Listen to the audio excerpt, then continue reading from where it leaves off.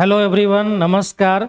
मैं हर्ष कुमार सिंह फर्स्ट अटेम्प्टर्स के YouTube channel पर आपका स्वागत करता हूं। आज मैं जिस टॉपिक के बारे में बात करने जा रहा हूं उस टॉपिक का नाम है प्रेसिडेंट रूल इन मणिपुर। आपको पता है कि जो है काफ़ी लंबे समय से जो है मणिपुर में हिंसा चल रही है और हिंसा के परिणाम स्वरूप जो है मणिपुर के जो मुख्यमंत्री थे एन बीरेन सिंह, उन्होंने जो है अपना इस्तीफा दे दिया। इस्तीफा देने का मुख्य रीजन ये था कि जो है वे हिंसा को रोकने में असफल साबित हुए, जिसके परिणाम स्वरूप उन्होंने जो है अपने पद से इस्तीफा दे दिया। उनके इस्तीफा देने के बाद कई दिनों तक जो है नई सरकार का गठन नहीं हो सका, जिसके परिणाम स्वरूप राज्यपाल ने केंद्र सरकार को जो है राष्ट्रपति शासन जो है मणिपुर में लगाने की अनुशंसा कर दी और राज्यपाल के अनुशंसा के आधार पर केंद्र सरकार ने मणिपुर में जो है केंद्र सरकार ने मणिपुर में राष्ट्रपति शासन जो है लागू कर दी। आज हम लोग इस वीडियो में ये जानेंगे कि जो है प्रेसिडेंट रूल लगाने का क्या ग्राउंड है, प्रेसिडेंट रूल की क्यों आवश्यकता संविधान में रखी गई है और इसके लगाने से उस राज्य पर क्या इफेक्ट पड़ता है। मतलब जो है आज मैं आप लोगों को प्रेसिडेंट रूल से रिलेटेड जितने भी डायमेंशन हैं उन सारे डायमेंशन को बताएंगे और साथ में उससे रिलेटेड जो भी फैक्ट हैं उन फैक्ट का भी जिक्र करेंगे, जिससे आपका प्रीलिम्स हो या मेंस हो, इन दोनों में अगर किसी तरीके का क्वेश्चंस आते हैं तो आप उन क्वेश्चंस को आसानी से सोल्व कर सकें। उसके अलावा जो है आपको ये भी बताएंगे कि मणिपुर में हिंसा होने के मुख्य कारण क्या रहे और हिंसा जो अभी भी जारी है उस हिंसा से जो है मणिपुर राज्य में क्या इफेक्ट पड़ रहा है। इन सारी चीज़ों पे जो है बात करेंगे। उसके अलावा जो है आप लोगों को जो है राष्ट्रपति शासन से रिलेटेड प्रीलिम्स के कुछ क्वेश्चंस और मेंस के क्वेश्चंस पे डिस्कस करेंगे, जिससे जो है आपको आइडिया मिल जाए कि जो है प्रेसिडेंट रूल से रिलेटेड किस तरीके के क्वेश्चंस जो है बनते हैं और भविष्य में बन सकते हैं। तो उन सारी चीज़ों पे जो है हम जिक्र करेंगे इस वीडियो में और मुझे पूरा विश्वास है कि जो है आपको ये वीडियो पसंद आएगा। और वीडियो अगर आप केयरफुली जो है पूरा देखते हैं तो मुझे ये भी विश्वास है कि जो है राष्ट्रपति शासन से रिलेटेड कोई भी क्वेश्चंस जो है आपका नहीं छूटेगा। तो आइए चलते हैं हम लोग जो है प्रेसिडेंट रूल जो है मणिपुर में जो है प्रेसिडेंट रूल। अब देखिए कि दूसरा जो हमारा जो इम्पोर्टेंट है कि what are the deeds of president rule provisions in Indian context. मतलब अगर देखें तो भारतीय संदर्भ में राष्ट्रपति शासन के प्रावधानों की क्या आवश्यकता है, क्यों मतलब राष्ट्रपति शासन का प्रोविजंस जो है रखी गई है। अगर नहीं होता तो क्या होता, ये भी एक है कि अगर राष्ट्रपति शासन जो है जो प्रेसिडेंट रूल है ये क्यों रखा गया है, इसको रखने का जो है मुख्य कारण क्या है। क्लियर। तो हम लोग देखें कि प्रेसिडेंट रूल जो है अगर हम लोग इसका अगर हम लोग एनालिसिस करें तो जैसे पहला है कि प्रेसिडेंट रूल जो है it is provision under article 356 of the Indian constitution that allows the central government to assume direct control over a state's governance. ठीक है, मतलब है कि राष्ट्रपति शासन जो है भारतीय संविधान के अनुच्छेद 356 आर्टिकल 356 के तहत जो है प्रावधान किया गया है कि केंद्र सरकार राज्य के शासन पर सीधा नियंत्रण स्थापित कर सकता है। मतलब आर्टिकल जो है आर्टिकल 356 जो है ये क्या देता है, ये प्रोविजन क्या करता है कि केंद्र सरकार जो है सीधा जो है राज्य सरकार पर जो है डायरेक्ट कंट्रोल कर सके। क्लियर। अब देखें तो इसको जो है it also known as state emergency और constitutional emergency.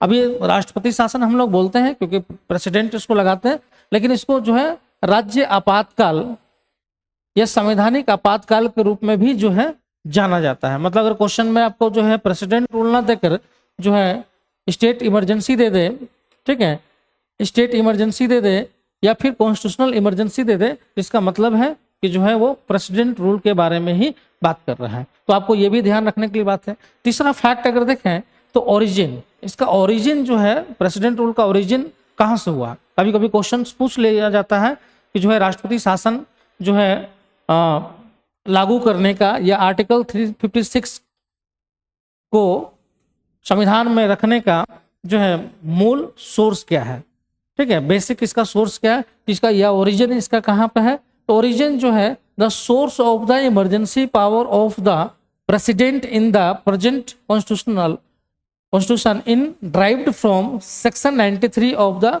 Government of India act 1935। मतलब जो है इसको जो है ओरिजिन कहाँ से है, तो 1935 का एक्ट है ना, मतलब 1935 जो अंग्रेजों के समय में जो है ये 1935 का एक्ट जो है आया था, है ना।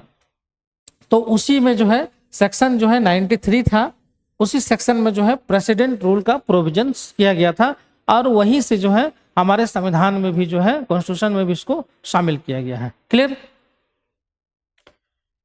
अब नेक्स्ट देखें कि नीड्स ऑफ प्रेसिडेंट रूल। हम पहले भी बात कर रहे थे कि भाई क्यों आवश्यकता है प्रेसिडेंट रूल की, आवश्यकता जो है कॉन्स्टिट्यूशन में क्यों रखा गया है।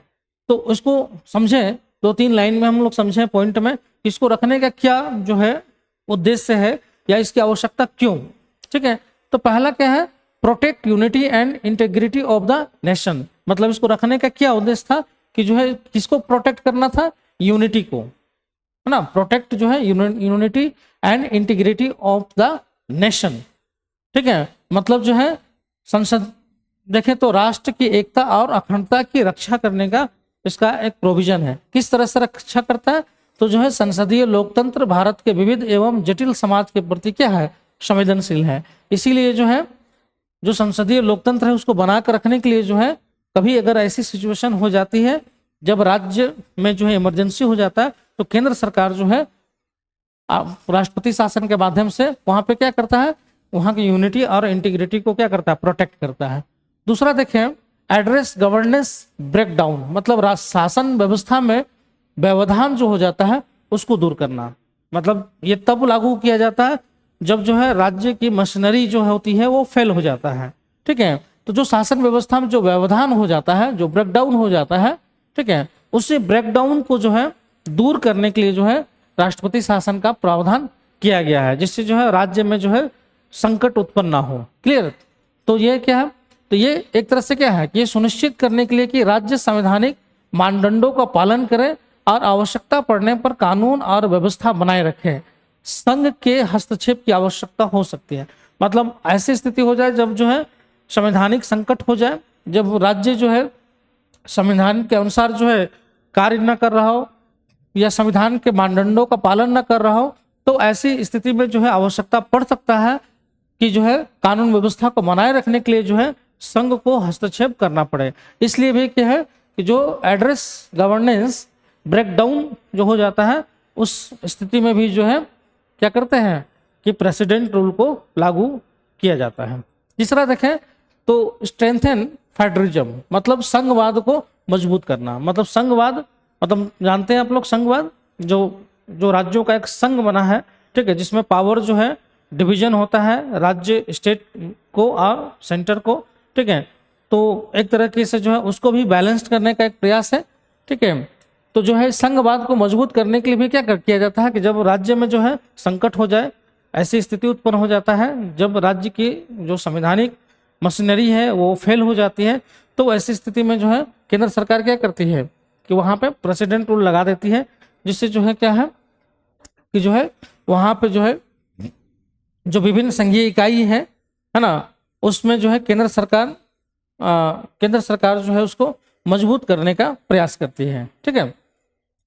तो एक तरीके से क्या है कि अगर देखें तो protect unity and integrity of the nation, उसके अलावा एड्रेस गवर्नेंस ब्रेकडाउन और स्ट्रेंथन फेडरलिज्म, इन चीज़ों को जो है मजबूत करने की आवश्यकता नहीं जो है जो है प्रेसिडेंट रूल को जन्म दिया है।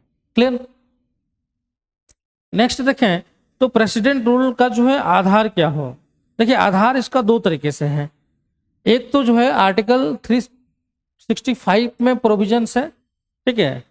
एक आर्टिकल जो है आर्टिकल 356 और आर्टिकल 365, ये दो आर्टिकल हैं जो प्रेसिडेंट रूल लगाने का जो है प्रोविजन करता है। तो आपको याद रखना है कि जो है आर्टिकल 65 भी जो है इसके आधार पर भी जो है सेंट्रल गवर्नमेंट जो है प्रेसिडेंट रूल लगा सकती है। आर्टिकल 56 तो जो है संवैधानिक जो है एक तरह से संवैधानिक विफलता के आधार पर लगाने का प्रोविजन करता है, लेकिन 365 भी जो है ये भी जो है माना जाता है कि जो है इसके आधार पर भी जो है प्रेसिडेंट रूल लागू किया जा सकता है, ठीक है। मतलब क्या करता है कि आर्टिकल 365 जो है empowers the union government to impose president's rule when state fail to comply with or the give effect to direction given by the union। मतलब जो है अनुच्छेद 365 क्या करता है कि संघ सरकार को अधिकार देता है कि वो राज्यों द्वारा संघ द्वारा दिए गए निर्देशों का पालन करने या उन्हें लागू करने में विफल रहने पर राष्ट्रपति शासन लागू कर दे। मतलब ये 365 का जो है यूज कब किया जाता है? जब सेंट्रल गवर्नमेंट कोई जो है निर्देश देती है और उन निर्देशों को जो है राज्य सरकार जो है पालन नहीं करता है या जो है उसको पालन लागू करने में जो है वो विफल होता है, तो ऐसी स्थिति में सेंट्रल गवर्नमेंट जो है उस स्टेट में जो है लागू कर सकती है प्रेसिडेंट रूल। क्लियर? अब इसको लगाने का क्या है? अब देखिए क्या है, प्रोटेक्ट इंडिविजुअल लिबर्टी। मतलब क्या कर रहा है ये? प्रोटेक्ट कर रहा है इंडिविजुअल लिबर्टी को, मतलब जो है व्यक्ति की स्वतंत्रता की रक्षा कर रहा है, ठीक है। अब ये क्या कर रहा है कि व्यक्ति की अब प्रेसिडेंट रूल लगाने का मतलब क्या है कि राज्य का जब मशीनरी फेल हो जा रहा है तो फिर वो कैसे, जब वहां पे मशीनरी ही फेल हो गया तो व्यक्तिगत स्वतंत्रता कैसे बना कर रखेगा? तो ऐसी स्थिति में सेंट्रल गवर्नमेंट जब वहां पर राष्ट्रपति शासन लागू करती है तो राष्ट्रपति शासन का लागू करने का मतलब क्या है कि डायरेक्ट जो है गवर्नेंस का हो जाता है, सेंट्रल गवर्नमेंट का हो जाता है। तो एक तरह से वो सुनिश्चित करती है कि व्यक्ति की जो है जो इंडिविजुअल लिबर्टी है उसको क्या करे, वो प्रोटेक्ट करे। क्लियर? अब इसमें क्या है, जब राज्य की मशीनरी विफल हो जाती है जिससे नागरिकों की बुनियादी स्वतंत्रता से वंचित होना पड़ता है, तो उनके अधिकारों की रक्षा और शांति बहाल करने के लिए संघ का हस्तक्षेप आवश्यक हो जाता है। मतलब जो जब वहां पर जब विफल हो जाएगा राज्य की मशीनरी, तो सिंपल सी बात है कि जो बुनियादी स्वतंत्रता है उससे जो है वहां के नागरिक जो है वंचित हो जाते हैं। तो ऐसी स्थिति में जो है सेंट्रल गवर्नमेंट जो है उनके अधिकारों की रक्षा और शांति बहाल करने के लिए जो है हस्तक्षेप करता है। और किस माध्यम से करता है? प्रेसिडेंट रूल के माध्यम से। नेक्स्ट दूसरा देखें तो अपहोल्ड कॉन्स्टिट्यूशन, मतलब to ensure values and principle of the constitution is respected and obeyed by the state. मतलब संविधान को बनाए रखना। दूसरा एक क्या इसका इफेक्ट कारण होता है कि संविधान को बनाए रखना। अब ये क्या सुनिश्चित करता है कि संविधान के मूल्यों और सिद्धांतों का राज्य द्वारा सम्मान और पालन किया जाए, ठीक है। तो जो भी प्रोविजन होते हैं 356 के में, उन प्रोविजन के द्वारा जो है क्या करने का प्रयास किया जाता है कि जो है उस राज्य का जो मशीनरी है वो संविधान को या संविधान में जो वैल्यू है या सिद्धांत है उसको जो है वो फॉलो करता रहे।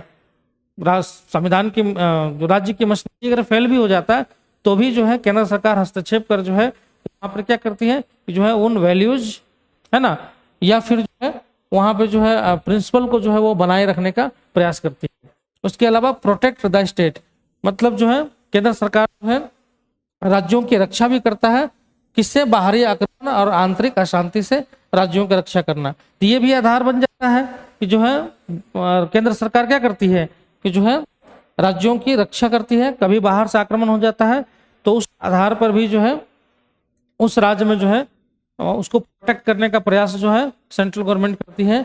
या फिर जो है आंतरिक अगर अशांति हो जाती है तो ऐसी स्थिति में भी जो है केंद्र सरकार जो है उस राज्य को प्रोटेक्ट करती है, ठीक है। इन प्रोटेक्ट करने के आधार पर जो है सेंट्रल गवर्नमेंट कभी कभी जो है प्रेसिडेंट रूल भी वहां पे लगा देती है। अगर वो प्रोविजंस होता है तो वो लागू कर देती है। क्लियर? नेक्स्ट देखें कि जो है राष्ट्रपति शासन लागू करने का प्रोविजंस क्या है। ठीक है, तो पहला है कॉन्स्टिट्यूशनल प्रोविजंस। एक प्रोविजंस तो आप जान गए 365 का, निर्देशों का पालन नहीं करते हैं राज्य केंद्र सरकार के, तो ऐसी स्थिति में केंद्र सरकार के पास जो है अधिकार होता है कि वो राज्यों पर जो है राष्ट्रपति शासन लागू कर दे। दूसरा है कॉन्स्टिट्यूशनल प्रोविजन, जो डायरेक्ट जो है लागू करने का आधार बनता है। पहला है ग्राउंड फॉर इम्पोजिशन, आर्टिकल 356। ठीक है, मतलब जो है राष्ट्रपति शासन लगाने के आधार जो है अनुच्छेद 356 में जो है दिया गया है। तो किस आधार पर लगता है राष्ट्रपति शासन? तो पहला है कि राज्य के राज्यपाल की रिपोर्ट से पता चले कि राज्य सरकार संविधान के अनुसार कार्य करने में असमर्थ है। ठीक है, मतलब जो है राज्यपाल रिपोर्ट देगा, है ना। राज्यपाल का रिपोर्ट जो है सुप्रीम कोर्ट के गाइडलाइंस के बाद है अब कि लिखित में उसका रिपोर्ट होना चाहिए राष्ट्रपति के पास, और उसी लिखित रिपोर्ट के आधार पर जो है वो प्रेसिडेंट रूल जो है लागू करते हैं। ठीक है, तो पहला है कि राज्यपाल की रिपोर्ट, ये ध्यान रखने वाला चीज है कि राज्यपाल के रिपोर्ट के आधार पर ही लगेगा। राज्यपाल के रिपोर्ट के आधार पर जो है राज्य सरकार के संविधान के अनुसार कार्य करने में असमर्थता जो है बता दिया गया हो, तो उस आधार पर जो है राष्ट्रपति शासन लागू कर दिया जाता है। दूसरा, राष्ट्रपति को संतोष हो जाए कि राज्य में संवैधानिक तंत्र जो है विफल हो गया है, मतलब राष्ट्रपति को जो है ये पूरी तरीके से लग जाता है कि जो है राज्य में संवैधानिक तंत्र जो है विफल हो गया है, इस आधार पर जो है वहां पे राष्ट्रपति शासन जो है लागू कर दिया जाए। तीसरा, राज्य की विधानसभा मुख्यमंत्री का चुनाव करने में विफल हो जाए, मतलब जो है सरकार का गठन ना हो सके, तो ऐसी स्थिति में भी जो है राष्ट्रपति शासन लागू कर दिया जाता है। नेक्स्ट, राज्य सरकार बहुमत खो दे और कोई वैकल्पिक सरकार ना बन सके, मतलब जो है राज्य सरकार जो है वो अपना बहुमत खो देता है और कोई वैकल्पिक सरकार का गठन ना हो पाता है, तो इसको भी संवैधानिक मशीनरी का विफलता भी माना जाता है। ठीक है, तो इस आधार पर भी जो है प्रेसिडेंट रूल लागू कर दिया जाता है। क्लियर। नेक्स्ट, राज्य सरकार संविधान के प्रावधानों को उल्लंघन करे या केंद्र सरकार के निर्देशों का पालन ना करे। ठीक है, तो ये जो है केंद्र सरकार के निर्देशों का अगर पालन नहीं करता है ना, संवैधानिक प्रावधानों का उल्लंघन करता है, तो ऐसी स्थिति में भी जो है सेंट्रल गवर्नमेंट जो है राष्ट्रपति शासन जो है उस राज्य में लगा सकती है। Clear. Next, procedure for imposition. ठीक है, मतलब जो है राष्ट्रपति शासन लगाने की प्रक्रिया क्या होता है। तो एक तो है the governor submits A report recommending president. तो पहला आधार क्या है कि गवर्नर जो है उस राज्य के गवर्नर जो है वो क्या करेंगे कि जो है सबमिट करेंगे रिपोर्ट और रिकमेंड करेंगे कि जो है उस राज्य में प्रेसिडेंट रूल जो है लागू किया जाए। क्लियर। दूसरा है कि जो है the president proclaims presidents rule suspending और डिसॉल्विंग द स्टेट असेंबली। मतलब है कि राष्ट्रपति जो है राष्ट्रपति शासन की घोषणा करते हैं और राज्य की विधानसभा को निलंबित या भंग कर देते हैं। ठीक है, तो ये जो है ये तब होता है विधानसभा भंग करने का, ये तब होता है जब राज्यपाल एकदम लग जाए कि जो है वहां पर जो है अब नई सरकार का गठन नहीं हो सकेगा, तो ऐसी स्थिति में विधानसभा भंग कर जो है वो नई चुनाव कराने का भी जो है एक स्पेस दे देते हैं कि जो है राष्ट्रपति शासन जब भी समाप्त होगा तो नया जो है चुनाव हो और नई सरकार का गठन हो जाए। ठीक है, लेकिन ये तब होता है, ये सुप्रीम कोर्ट का गाइडलाइंस है कि जो ये तब होगा जब राज्यपाल को अंतिम रूप से जो है ये लग जाए कि जो है अब सरकार बनने का जो है कोई भी जो है संभावना नहीं है। अगर सरकार बनने की संभावना है और उसके बावजूद विधानसभा भंग कर दिया गया है तो ये जो है गलत मान लिया जाता है, क्योंकि कई केस में जो है सुप्रीम कोर्ट ने भी जो है डिसीजन दिया है कि जहां भी संभावना हो तो वहां पर जो है राज्यपाल को वेट करना चाहिए, तुरंत विधानसभा भंग नहीं करना चाहिए और देखना चाहिए कि जो है नई सरकार का गठन अगर हो सके तो उसके लिए उसको मौका देना चाहिए। क्लियर। नेक्स्ट है कि जो है राष्ट्रपति शासन का घोषणा अगर हो जाता है तो 2 महीने के भीतर जो है संसद द्वारा जो है अनुमोदित हो जाना चाहिए। मतलब अगर जिस दिन राष्ट्रपति शासन का घोषणा हो गया उसके 2 महीने के अंदर में जो है संसद द्वारा जो है इसको अनुमोदित कर देना चाहिए, ठीक है, अप्रूवल कर देना चाहिए। इसके अलावा है संसद द्वारा अनुमोदन के बाद ये 6 महीने के लिए लागू रहता है। ये फैक्ट याद रखिएगा, प्रीलिम्स में जो है पूछते रहता है, ठीक है, कि एक बार अगर राष्ट्रपति शासन लागू हो गया, पहले मान लीजिए कि जो है अगर आज मान लीजिए 8 मार्च को जो है आज घोषणा हुआ राष्ट्रपति शासन लागू करने का, ठीक है, प्रेसिडेंट रूल जो है लागू करने का घोषणा हुआ, तो सिंपल सी बात है, तो जो है मई में जो है मई तक 8 मार्च से जो है 7 मई के बीच में जो है इसका अनुमोदन जो है संसद करेगा, ठीक है। संसद को इन 2 महीने के अंदर में जो है उसका अनुमोदन कर देना चाहिए। उसके अलावा है ये एक बार जैसे ये लागू हो गया तो ये 6 मंथ तक जो है एक बार में 6 मंथ तक ही ये लागू रहेगा। मतलब है कि अगर एक बार जो है इसको लागू किया गया तो ये 6 मंथ तक लागू रहेगा और इसको अधिकतम जो है 3 साल तक जो है 3 ईयर तक जो है इसको बढ़ाया जा सकता है, लेकिन हर बार जो है इसको अप्रूवल आप करना पड़ेगा, ठीक है। अब जैसे इसमें हम लोग देखें कि effect of president rule, clear, क्या इफेक्ट पड़ता है, तो the governor becomes the executive head of the state. मतलब क्या है, राज्यपाल जो है कार्यकारी प्रमुख, मतलब एक्जीक्यूटिव हेड जो है बन जाते हैं। पहला प्रभाव क्या होता है, क्योंकि राज्य का में अगर सरकार आती है तो मुख्यमंत्री जो है एक्जीक्यूटिव हेड होते हैं, लेकिन जो है वास्तविक रूप से, है ना, लेकिन यहाँ पे जो है राज्यपाल जो है वास्तविक और सैद्धांतिक दोनों हो जाते हैं, ठीक है। उसके अलावा राज्य विधानसभा भंग या निलंबित कर दी जाती है। संसद राज्य के लिए कानून बनाती है। संचित निधि से खर्च की अनुमति राष्ट्रपति दे सकते हैं। राज्य प्रशासन राज्यपाल और केंद्र सरकार के अधिकारियों द्वारा चलाया जाता है। मतलब देखिए इसमें इफेक्ट क्या पड़ रहा है कि सिंपल सी बात है, कार्यपालिका विधायिका ये दोनों जो है मामले किसके पास चले जाते हैं, केंद्र सरकार के पास चले जाते हैं। और केंद्र सरकार के एजेंट के रूप में जो है कौन होते हैं, गवर्नर होते हैं। इसलिए गवर्नर के माध्यम से जो है केंद्र सरकार उस राज्य का जो है एडमिनिस्ट्रेशन चलाता है, उसका जो है कार्यपालिका विधायिका इन दोनों मामले पर जो है केंद्र सरकार का नियंत्रण हो जाता है। जैसे बजट, अगर उस राज्य का बजट अगर पारित होता है तो केंद्र सरकार पार्लियामेंट में करती है।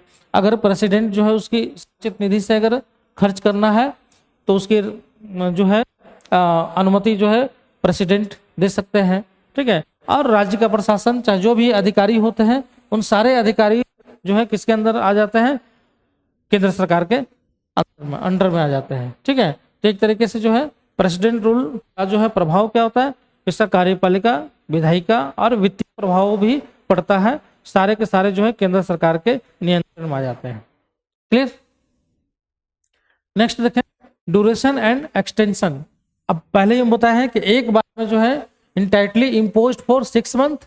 अब इसका जो है एक बार में जो है ये 6 मंथ के लिए क्या होगा, लागू होगा एक बार में। दूसरा can be extended up to 3 year, ठीक है। अब इसको जो है आप अधिकतम जो है 3 साल तक के लिए इसको बढ़ा सकते हैं, लेकिन ऐसे नहीं बढ़ा सकते, उसके लिए जो है कुछ प्रोविजन, ठीक है।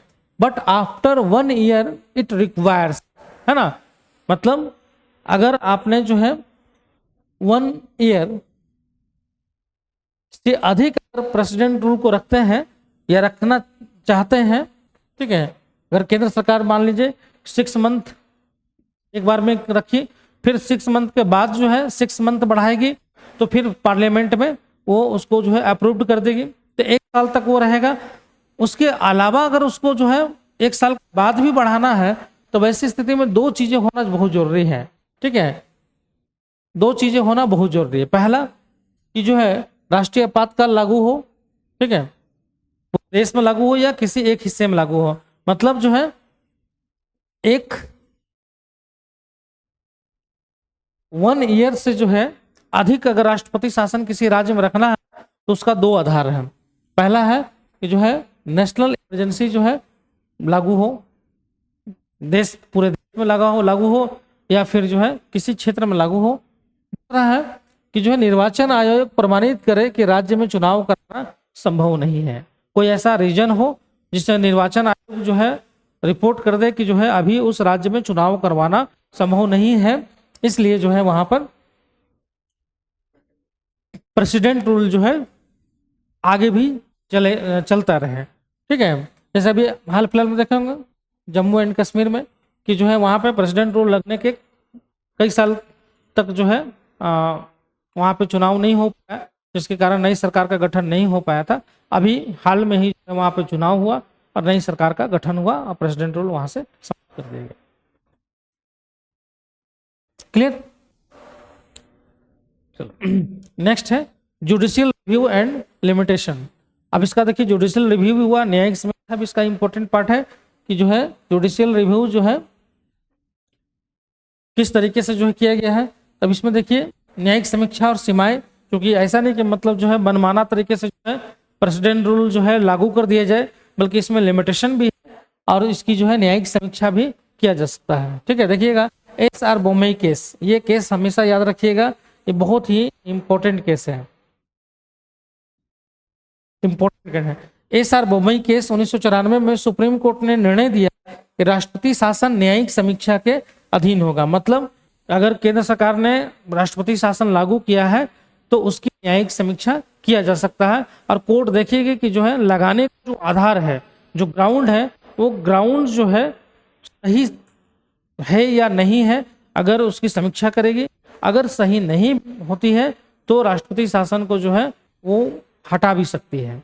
ठीक है, तो ये समीक्षा करने का इस केस में जो है सुप्रीम कोर्ट ने जो है डिसीजन दिया कि जो है न्यायिक समीक्षा जो है जुडिशियल रिव्यू जो है कोर्ट जो है करेगी। ठीक है, दूसरा राष्ट्रपति का निर्णय मनमाना नहीं होना चाहिए बल्कि ठोस साक्ष्यों पर आधारित होना चाहिए। मतलब राष्ट्रपति का जो निर्णय है किसी राज्य में राष्ट्रपति शासन लागू करने का, तो मनमाना नहीं होना चाहिए, बल्कि उसका जो है कोई ठोस रीजन होना चाहिए। समझ में आया? ठीक है, वैलिड एविडेंस होना चाहिए, उसी आधार पर जो है राष्ट्रपति शासन लागू होगा। तीसरा, राज्य विधानसभा को भंग करने का निर्णय संसद की स्वीकृति से ही मान्य होना चाहिए। मतलब इसमें है कि जो है राज्य का विधानसभा अगर भंग करना है तो उसमें पार्लियामेंट से स्वीकृति जो है अप्रूवल जो है उसको लेना होगा, उसके बाद ही राज्यपाल बनवाने ढंग से जो है, ऐसा नहीं है कि मतलब प्रेसिडेंट रूल किसी राज्य में लगाया वहां का विधानसभा भंग कर दिया। ठीक है, तो इस तरह से मनमाने कार्य नहीं कर सकते हैं। ठीक है, तो ऐसी स्थिति में जो है संसद की स्वीकृति जो है लेना होगा कि वहां का विधानसभा को जो है भंग करना है या नहीं है। क्लियर? नेक्स्ट है what are the necessities of president rule in Manipur. President rule जो है मणिपुर में क्यों आवश्यक था, क्यों लगाया गया है ना, क्या जरूरत थी, तो उसको हम लोग कुछ पॉइंट में समझते हैं। जैसे ब्रेकडाउन ऑफ कॉन्स्टिट्यूशनल मशीनरी, मतलब संवैधानिक तंत्र का जो है टूटना जो है वहां पे माना गया कि जो है प्रेसिडेंट रूल जो है लागू किया जाए। नेक्स्ट है मौलिक अधिकारों से वंचित होना, मतलब जो है मणिपुर में अगर देखेंगे हम लोग तो लगभग 30 लाख लोग जो है मौलिक अधिकारों और अपने जीवन, स्वतंत्रता, सम्मान और शांति से जो है वंचित हैं। तो एक तरह से माना जाता है कि जो है डिप्राइवल ऑफ फंडामेंटल राइट, मतलब वहाँ के लोगों का जो है मौलिक अधिकारों से वंचित होना भी जो है एक तरह से जो है राष्ट्रपति शासन लागू करना जो है आवश्यक हो गया था। जुडिशियल फेलियर, मतलब न्यायपालिका की विफलता को भी माना जा सकता है। ठीक है, तो विभिन्न न्यायिक आदेशों और निर्देशों के बावजूद जो है हिंसा को नियंत्रित जो है नहीं किया जा सका, तो ये भी जो है माना जा सकता है कि जो है जुडिशियल जो है फेलियर भी एक कारण रहा, जिसके कारण जो है मणिपुर में जो है प्रेसिडेंट रूल लागू करना पड़ा। फेलियर ऑफ गवर्नेंस, आपको मालूम ही है कि वहाँ के मुख्यमंत्री जो है लगातार जो है हिंसा को बंद करने का प्रयास करते रहे, लेकिन वो सफल नहीं हो पाए। अंततः उन्होंने क्या किया कि जो है अपने पद से ही इस्तीफा दे दिया। तो एक तरीके से क्या है कि जो है उनका असफल होना एक तरह से जो है फेलियर ऑफ गवर्नेंस है। ठीक है, और एक तरीके से जो है ये कारण भी है कि जिसके कि जो है गवर्नेंस फेलियर जो है प्रेसिडेंट रूल के लिए जो है मेन रीजन बन गया। उसके अलावा जो है इंटरनल डिस्टर्बेंस है ना, आंतरिक अशांति भी जो है एक प्रमुख कारण है कि इंटरनल जो है डिस्टर्बेंस भी बहुत ज़्यादा वहाँ पे है, जिसमें जो है लगभग 250 लोग जो है उसमें जो है मारे गए और लगभग 1 लाख से ज़्यादा लोग जो है माइग्रेट हुए। तो ये भी एक बहुत बड़ा रीजन है जिसके कारण जो है प्रेसिडेंट रूल लगना जो है जरूरी था। उसके अलावा जो है सैकड़ों मंदिर, चर्च, घर और दूसरी जगह भी जो है नष्ट कर दी गई, बहुत सारी सार्वजनिक संपत्ति नष्ट कर दी गई, और ये सब जो है एक तरह से गवर्नेंस फेलियर माना जा सकता है, क्योंकि जो है वहाँ की जो सरकार थी वो इन चीज़ों को नहीं रोक पाई। परिणामतः जो है उन्होंने इस्तीफा दे दिया और राज्यपाल के रिकमेंडेशन के आधार पर जो है प्रेसिडेंट रूल लागू कर दिया गया। अब हम लोग नेक्स्ट देखें तो why is Manipur violence unique, मतलब मणिपुर में जो है वायलेंस जो है वो यूनिक क्यों है, मतलब जो है और भी जो वायलेंस हुआ है अन्य राज्यों में, जो वायलेंस पिछले समय में हुए या फिर जो पूर्वोत्तर के क्षेत्र में बहुत सारे वायलेंस हुए, उनसे वो अलग क्यों है। ठीक है, जैसे पहला देखें कि कंटिन्यूस वायलेंस, मतलब यहाँ पे क्या है कि जो है निरंतर जो है हिंसा हो रहा है। ठीक है, भारत के किसी भी राज्य में आम लोगों के बीच ये हिंसा जो है कैसा है कि जो है आम लोगों का हिंसा है, आम लोगों के बीच जो है ऐसी निरंतर हिंसा जो है पहले कभी नहीं देखा गया है। ठीक है, मतलब कोई समुदाय के बीच में नहीं है, मतलब अगर हम लोग देखें मतलब कोई संगठन के बीच में नहीं है, बल्कि जो है आम लोगों के बीच में, समुदाय तो मान सकते हैं क्योंकि जातीय दो जो समुदाय है उसके बीच में जो हिंसा स्टार्ट हुआ था तो माना जा सकता है, लेकिन जो है जैसे ऑर्गेनाइजेशन जिसे होता ना ऑर्गेनाइजेशन हिंसा, उस तरीके का नहीं होकर जो है ये लोगों का हिंसा बन गया, मतलब आम लोग भी इसमें शामिल हो गए।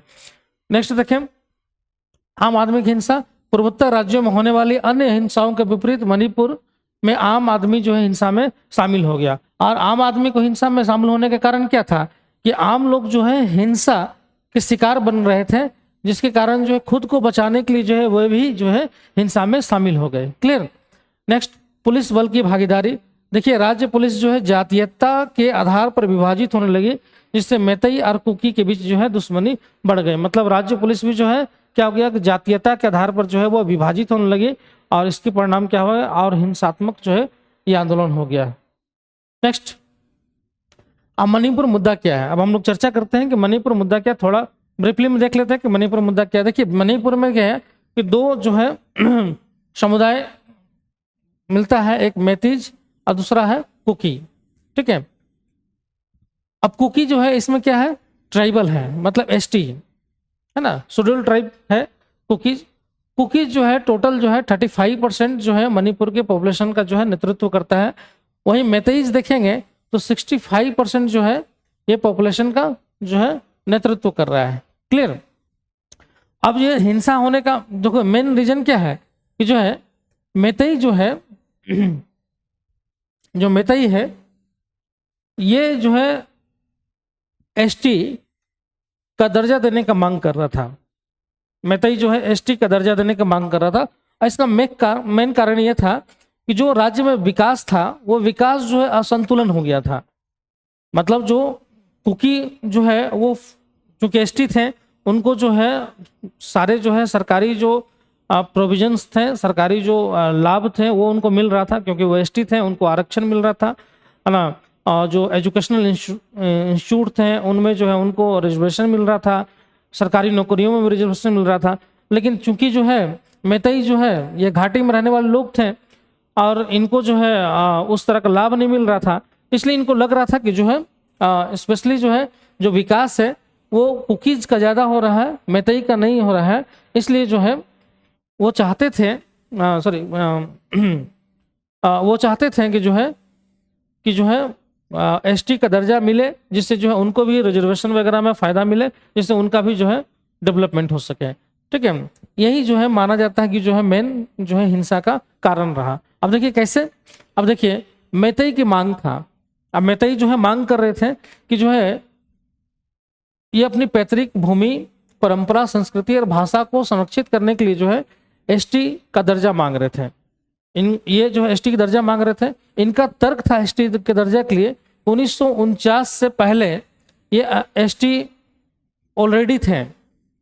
ठीक है, 1949 के पहले ये ऑलरेडी जो है एसटी थे, अनुसूचित जनजाति थे, और भारत में जो है विलय के बाद उन्होंने ये दर्जा खो दिया। मतलब कहना था कि भारत जब भारत में मणिपुर का विलय नहीं हुआ तो उसके पहले जो है ये एसटी ही थे, लेकिन भारत में जब इनका विलय हुआ तो उसके बाद जो है इनको जो है एसटी का दर्जा इनसे छीन लिया गया। इसलिए जो है फिर से इनको जो है एसटी के रूप में मान्यता देना चाहिए। ठीक है, उनके उसके अलावा जो है उनकी आबादी में कमी से समुदाय में हाशिए जाने का डर पैदा हो रहा था, क्योंकि माना जा रहा था कि जो है जो म्यांमार घुसपैठियां थी, जो कुकी जो है म्यांमार वाले क्षेत्र में भी थे, तो म्यांमार से जो है लोग माइग्रेट करके जो है मणिपुर में आ रहे थे, और परिणाम क्या हो रहा था कि जो है जो कुकी थे, ठीक है, इनकी संख्या बढ़ रहा था, क्योंकि म्यांमार के कुकीज भी आ रहे थे, और जो है इसके कारण क्या हो रहा था, जो स्पेशली जो डेमोग्राफी था वहाँ का, पॉपुलेशन डेमोग्राफी था, वो चेंज हो रहा था। इस कारण भी जो है लोगों में रोष था, असंतोष था कि जो है लाभ जो है ये बाहर से माइग्रेट करके आ रहे हैं और लाभ ये उठा ले रहे हैं। इस कारण भी जो है तनाव बढ़ गया था। क्लियर। नेक्स्ट देखेंगे इसका तत्कालीन जो कारण रहा जो हिंसा होने का, वो देखिएगा कि अप्रैल 2023 में जो है मणिपुर हाई कोर्ट ने जो है सिफारिश की कि राज्य को मैतेई समुदायों की मांग पर जो है विचार करना चाहिए। मतलब जो मैतेई एसटी का जो दर्जा मांग रहे थे उस पर विचार करने के लिए जो है जो मणिपुर हाई कोर्ट था उसने जो है बोला था। अब कुकी जो है इसके विरोध में थे। उनका मानना था कि चूंकि मणिपुर की आधी आबादी जो है मैतेई की है और उन्हें एसटी का दर्जा देने का मतलब होगा कुकी और नागाओं के लिए जो है आरक्षित शिक्षा और सरकारी नौकरियों में जो हिस्सा है वो कम हो जाएगा, चूंकि इनकी आबादी ज्यादा थी, है ना, मैतेई की। इसलिए कुकी जो है इसको क्या कर रहे थे, विरोध कर रहे थे। ठीक है, और जो है इसी कारण जो है मणिपुर उच्च न्यायालय द्वारा जो मैतेई को जो है अनुसूचित जनजाति के रूप में मान्यता देने की सिफारिश के खिलाफ जो है अखिल आदिवासी छात्र संघ मणिपुर द्वारा जो है आयोजित एक शांतिपूर्ण विरोध मार्च के बाद जो है वहां पे हिंसात्मक गतिविधियां जो है होना स्टार्ट हो गया। क्लियर। नेक्स्ट देखें कि जो है जब वहां पे हिंसात्मक गतिविधियां होने लगा और फिर वो धीरे धीरे वो क्या हो गया, बढ़कर जो है एक बहुत बड़ा जो है हिंसा के रूप में जो है तब्दील हो गया, जिसमें जो है 250 से ज्यादा लोगों का जो है उसमें जान चली गई है। नेक्स्ट देखें कि जो है जब अब प्रेसिडेंट रूल चूंकि वहां पर लग चुका है तो उसको लगने के बाद जो है वहां पे क्या होगा। ठीक है, पहला देखिए क्या हो सकता है प्रेसिडेंट रूल लगने के बाद, हिंसा पर अंकुश लगाया जा सकता है ना, लगाकर जो राज्य में शासन व्यवस्था जो खराब हो गया है, जो शासन व्यवस्था टूट गई है, उसको बहाल करना और नागरिकों के अधिकारों की जो है रक्षा करना जो है इसकी प्राथमिकता होगी। ठीक है।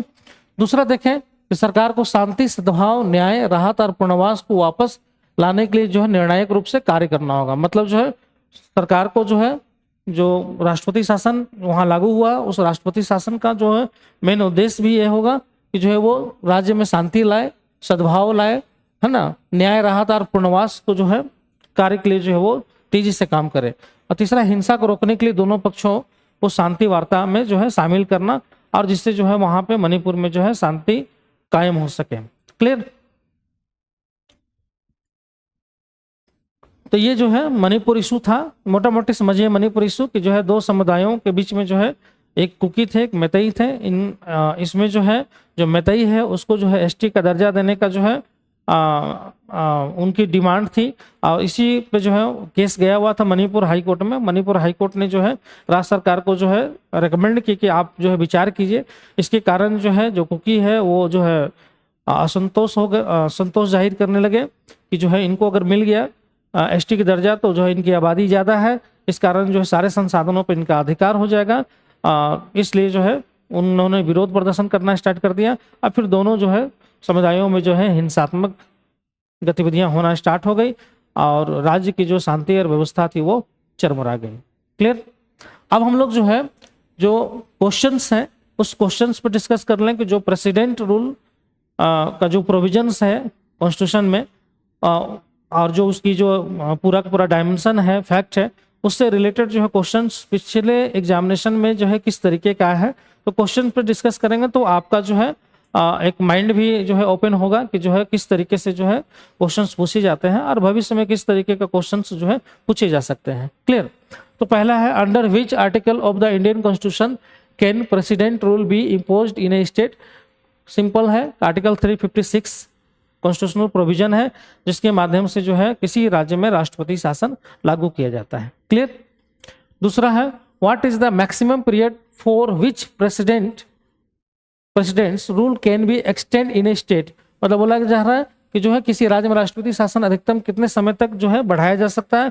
हम पहले ही बताया है कि जो है 3 ईयर, मिनिमम जो है 6 मंथ और मैक्सिमम जो है 3 ईयर। लेकिन इसमें कंडीशन हमने बताया है कि जो है 1 साल के बाद अगर राष्ट्रपति शासन बढ़ाया जाता है तो फिर इसके लिए जो है 2 कंडीशन होना चाहिए।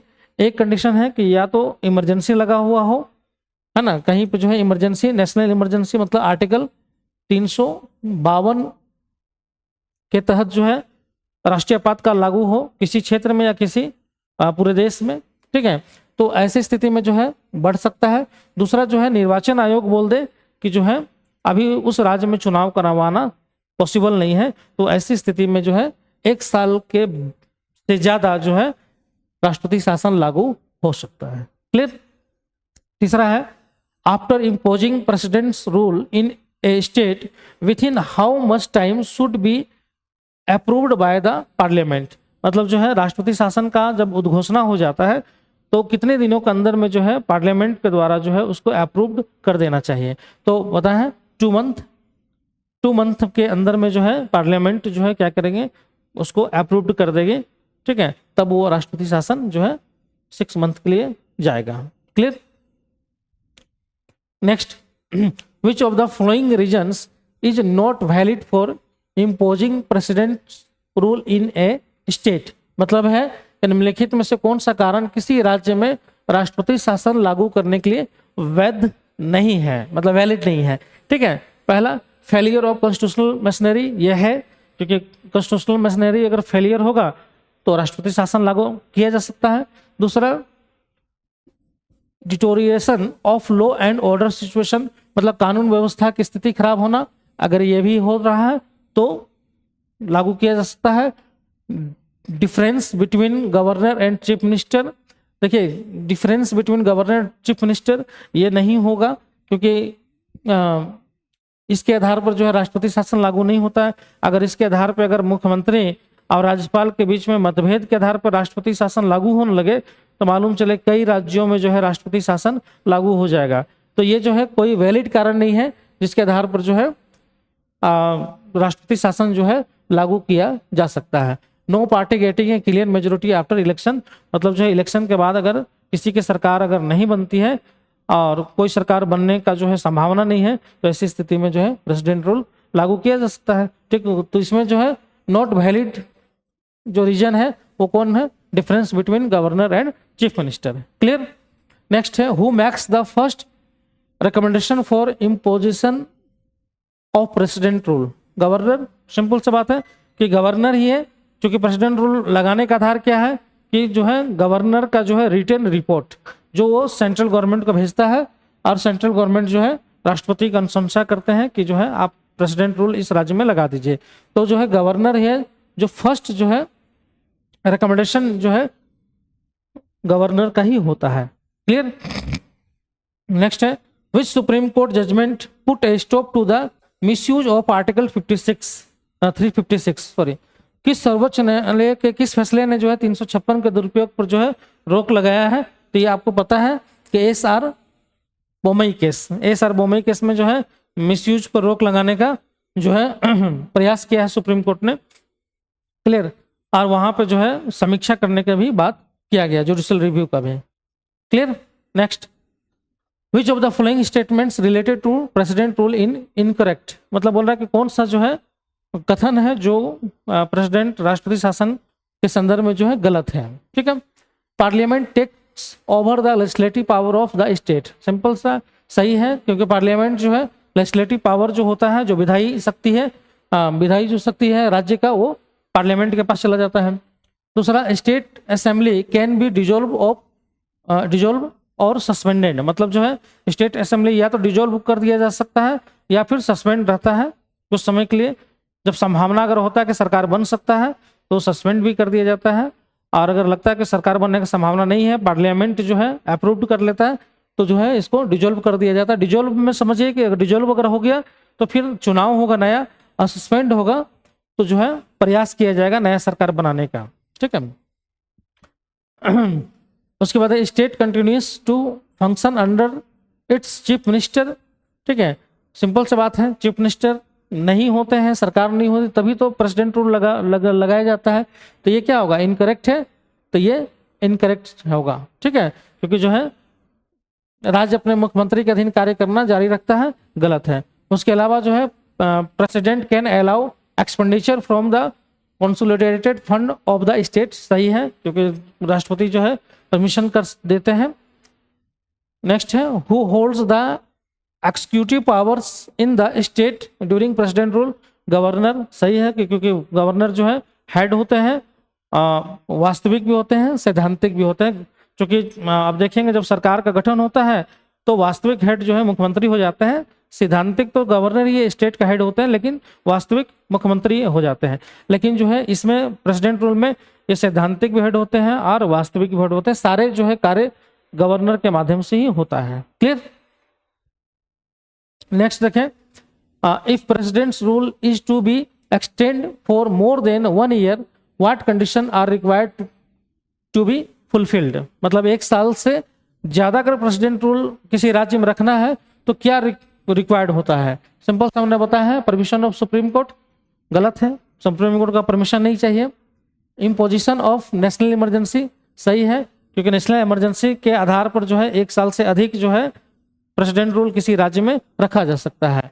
Approval of legislative assembly of all state, गलत है ये, और कंसेंट ऑफ चीफ मिनिस्टर, ये भी गलत है। नेक्स्ट है which commission recommended strict guidelines for implementing article 356, सरकारी आयोग है ना, जो है स्ट्रिक्ट जो है ये सख्त दिशा निर्देश जो है दिया था कि जो है सख्त दिशा निर्देश जो जारी किया जाए राष्ट्रपति शासन लागू करने के लिए। ठीक है, तो नेक्स्ट इसका जो है राइट आंसर है सरकारी आयोग। क्लियर। तो देख रहे हैं आप कि किस तरीके से जो भी फैक्ट हमने आपको वीडियो में जिक्र किया, उसी फैक्ट के आधार पर जो भी क्वेश्चन हैं सारे आसानी से जो है सोल्व हो जा रहे हैं। तो इसलिए ये वीडियो आपके लिए बहुत इंपॉर्टेंट है। ये वीडियो देखने के बाद मुझे विश्वास है कि आपका बहुत सारा जो है क्वेश्चंस जो भी आए हुए हैं या फिर आने वाले हैं, आपका आसानी से जो है आप उसका आंसर दे सकते हैं। क्लियर। अब नेक्स्ट हम लोग चलते हैं मेंस में किस तरह का क्वेश्चंस आए हुए हैं।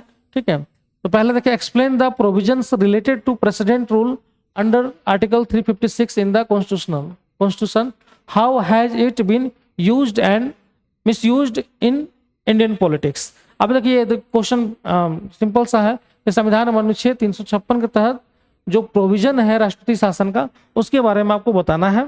ठीक है, जो भी प्रोविजन आर्टिकल 356 में दिया गया है, उसका जो प्रोविजंस है किस ग्राउंड के आधार, किस ग्राउंड पर लगाया जाता है, क्या इफेक्ट पड़ता है, सारी चीजें आपको बताना है। और उसके बाद बताना है कि भारतीय राजनीति में इसका उपयोग और दुरुपयोग। तो सिंपल सी बात है, इसका जो है पॉजिटिव पार्ट क्या है कि जो है किसी राज्य में अगर सरकारी मशीनरी फेल हो जाता है तो इसको लगाने का जो है प्रोविजन किया गया। तो एक तरह से उस राज्य में जो है लोगों के अधिकारों को बचाने, लोगों के अधिकारों को दिलाने और विधि व्यवस्था को संभालने के लिए जो है ये प्रोविजन किया गया है। ठीक है, तो एक तरह से क्या है, इसका उपयोग है किसी राज्य को जो है वहाँ के विधि व्यवस्था, लोगों के मौलिक अधिकारों को बचाने के लिए।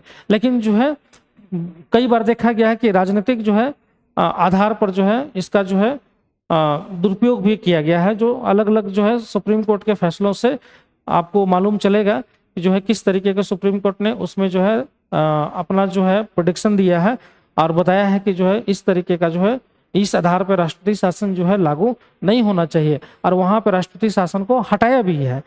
क्लियर। इसलिए जो है इसका दुरुपयोग भी जो है काफी ज्यादा हुआ है भारतीय राजनीति इतिहास में। इन दोनों चीजों को आपको बताना है, कुछ केस स्टडी भी आपको इसमें डालना चाहिए। क्लियर। दूसरा, discuss the role of the governor in imposing president's rule, is there a need for strict control on the discretion of the governor. मतलब राष्ट्रपति शासन लगाने में राज्यपाल की भूमिका की विवेचना करे। क्या राज्यपाल के विवेकाधिकार पर कड़े नियंत्रण की आवश्यकता है? अब ये राज्यपाल के क्या भूमिका होता है राष्ट्रपति शासन में, ये आपको बताना है। ठीक है, क्योंकि राज्यपाल के रिपोर्ट के आधार पर ही राष्ट्रपति शासन लागू होता है किसी राज्य में, और चूंकि उनका ये विवेक का अधिकार है, क्योंकि वो खुद से निर्णय लेते हैं, कोई मंत्रिमंडल का सलाह की आवश्यकता उनको नहीं पड़ती है। तो बोल रहा है क्वेश्चन में कि क्या उनके विवेक के आधार पर जो ये निर्णय लिया जाता है उसमें नियंत्रण लगाने की आवश्यकता है। सिंपल सी बात है, कभी कभी राज्यपाल जो है इसका दुरुपयोग भी करते हैं। तो इसका जो है सबसे बड़ा उदाहरण अगर देखें तो एसआर बोम्बई केस में जो है सुप्रीम कोर्ट ने बताया है ना, कि जो है राज्यपाल जो है मनमाने ढंग से जो है राष्ट्रपति शासन जो है लागू किसी राज्य में नहीं कर सकते हैं। ठीक है, उसका एक बेस होना चाहिए, स्पष्ट कारण होना चाहिए, और उसी आधार पर जो है प्रेसिडेंट रूल जो है किसी भी स्टेट में लगाना चाहिए। क्लियर। तीसरा क्वेश्चन है, एसआर बोम्बई मामला राष्ट्रपति शासन की संवैधानिकता को कैसे प्रभावित करता है, इसकी समीक्षा कीजिए। तो सिंपल सी बात है, राष्ट्रपति शासन का जो है एक गाइडलाइन जो है ये केस ने दिया है कि किसी राज्य में राष्ट्रपति शासन लागू करना है तो क्या क्या जो है आवश्यक है। जैसे मान लीजिए कि राज्यपाल अगर राष्ट्रपति शासन किसी राज्य में, जिस राज्य में राज्यपाल है उस राज्य में अगर उनको लागू करना है तो उनको लिखित में रिपोर्ट देना होगा सेंट्रल गवर्नमेंट का। आधार जो है मजबूत होना चाहिए जिसके आधार पर वो लागू कर सकते हैं। ठीक है, तो ये एसआर बोम्बई मामला का जो है जो डिसीजन है सुप्रीम कोर्ट का, वो डिसीजन के बारे में आपको यहाँ पे बताना है। क्लियर। नेक्स्ट है, राष्ट्रपति शासन को एक आपातकालीन प्रावधान माना जाता है, लेकिन इससे कई बार राजनीतिक लाभ के लिए उपयोग किया गया। इसका दुरुपयोग रोकने के लिए सुधारों पर सुझाव दें। वही चीज है जो पहले क्वेश्चन में था कि जो है किस तरह से इसका दुरुपयोग किया गया है, वो चीज आपको बताना है, और इसको रोकने के लिए जो है क्या किया जा सकता है। तो आप एसआर बोम्बई केस या तो सरकारी रिपोर्ट, इन सब की अनुशंसाओं को जो है आप लिख सकते हैं। क्लियर। नेक्स्ट, अनुच्छेद 356 के तहत राष्ट्रपति शासन की तुलना जम्मू कश्मीर के राज्यपाल शासन से करे। मतलब जो है 370 हटने से पहले जो राज्यपाल की शक्ति थी जम्मू कश्मीर में, ठीक है, तो उससे तुलनात्मक जो है अदर जो है स्टेट गवर्नमेंट का जो है जो गवर्नर को जो पावर था उससे तुलना करना था। चूंकि वो विशेष प्रोविजन था वहाँ पे, तो विशेष प्रावधान जो है वहाँ पे राज्यपाल के लिए किया गया था। राष्ट्रपति शासन से रिलेटेड भी जो है वहाँ पे विशेष प्रोविजन था। तो इसको अभी बहुत रिलेवेंट नहीं है, चूंकि अब 370 हट गया है तो बहुत ज़्यादा उसको पढ़ने की जरूरत नहीं। पहले क्वेश्चन आया हुआ था तो पूछ लिया गया है। नेक्स्ट देखिए, भारत में न्यायपालिका द्वारा राष्ट्रपति शासन की समीक्षा की भूमिका की व्याख्या करें। सर्वोच्च न्यायालय ने संघवाद को मजबूत करने में क्या योगदान दिया। तो सिंपल सी बात है कि जो है संघवाद होता है कि मतलब जब भी संघ और राज्य के बीच में झगड़े होते हैं तो उसको मजबूत, झगड़े को निपटाने में और संघ और राज्य के संबंधों को बेहतर बनाने में जो है न्यायपालिका की भूमिका क्या थी वो आपको बताना है। प्लस जो है राष्ट्रपति शासन में जो है समीक्षा की भूमिका सुप्रीम कोर्ट का आपका बताना है, न्यायपालिका भारत की न्यायपालिका का। तो इसमें आप जो है केस एसआर बोम्बई केस भी बता सकते हैं। ठीक है, और अलग अलग जो राष्ट्रपति शासन पे जो केसेस गया है उन केसेस को भी यहाँ पे आप बता सकते हैं। क्लियर। नेक्स्ट है, दीर्घकालीन राष्ट्रपति शासन का लोकतंत्र और राज्य की शासन व्यवस्था पर क्या प्रभाव पड़ता है। तो इफेक्ट आपको बताना है ना, राष्ट्रपति शासन का अगर लंबे समय तक रहेगा राष्ट्रपति शासन तो उसका क्या जो है राज्य की शासन व्यवस्था पर प्रभाव पड़ता है, इस पर चर्चा करना है। नेक्स्ट है, संघीय ढांचे को बनाए रखते हुए अनुच्छेद 356 को लागू करने में आने वाली चुनौतियों का विश्लेषण करें। आपको इस क्वेश्चन में जो है बताना है कि संघीय ढांचे जो है जो फेडरलिज्म उसको बना के रखते हुए जो है अनुच्छेद 356 का लागू करने में आने वाली चुनौतियों का विश्लेषण कीजिए। मतलब जो है ऐसा राष्ट्रपति शासन लागू करना जिससे संघीय ढांचे का भी उल्लंघन ना हो, मतलब केंद्र सरकार राज्यों की शक्तियों को कम ना करे या फिर जो है उनके शक्तियों को समाप्त करने का प्रयास ना करे। ऐसी स्थिति में जो है आपको ये बताना है। ठीक है।